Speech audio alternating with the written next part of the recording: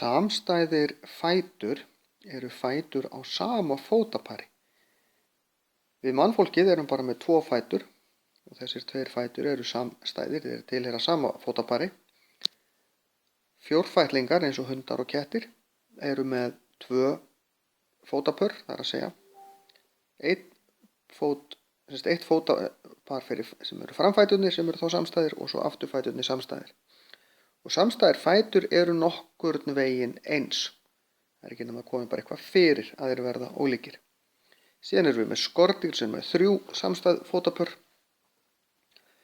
Og svo getum við verið með til dæmis margfætlur sem eru liðdýr og eru með svona liði. Við gerum tilraun til að teikna hérna hluta af margfætlu, þá er hún með sem sagt fætur á hverjum lið. 1000 fætlur eru líka liðdýr en eru með miklu minni fætur og 2 samstæð fótapör á hverjum lið. Þannig að samstæðir fætur eru samstæð fótapör þar sem fæturnir eru eins, en það er mjög breytilegt hvað fótapörin eru hins vegar mörg hjá mismunandi dýrum.